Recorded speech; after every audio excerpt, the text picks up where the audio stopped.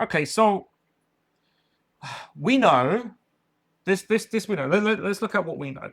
If we go back to Warhammer Fest 2 years ago, we know that Games Workshop had no idea that there was a component of Warcry players, a cohort, even that's the word I'm looking for, a cohort of Warcry players that want to play match play. They have no idea. They said that. They out and out said that. The transcriptions you can find online. I did a video on it. A lot of people did videos on it. Now, what does that mean? That means that if they suddenly find out a year into the game that they have this cohort of players that want to play a certain way, but the entire game is skewed to be being the most casual beer and pretzels of beer and pretzels games, Games Workshop is kind of this big, unwieldy ship. And if they want to produce more content for those players, it's going to take them several years to do. And I've said this multiple times in multiple places, that my view is that the reason why we don't have actual Warcry models, like physical models coming out, is because they produced everything already in advance before even a single game of live Warcry 2.0 was played. That was their list of things. It didn't do particularly well on launch because we were sitting in the tail end of COVID and all sorts of things were happening at the time, right?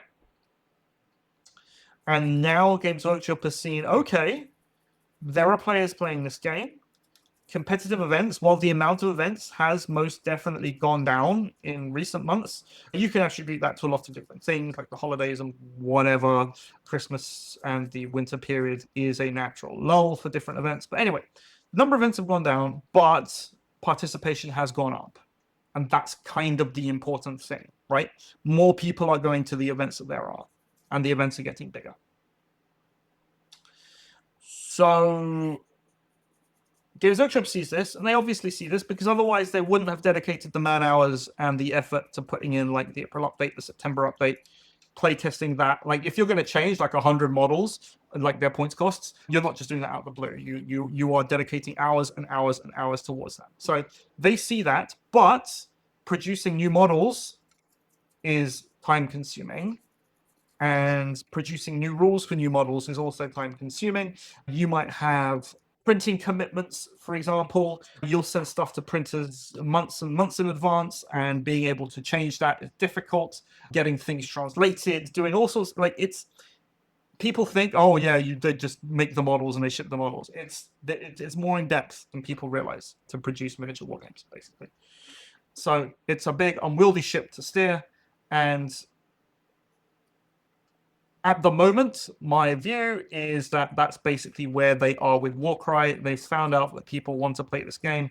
So what they're doing is they are producing errata updates, because outside of physically producing new models, new books, new campaign packs, new whatever, that's kind of the easiest thing for them to do.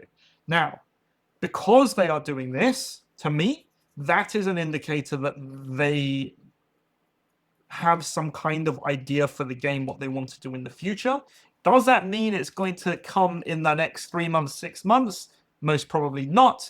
Could it come this year? Could it come next year? Maybe.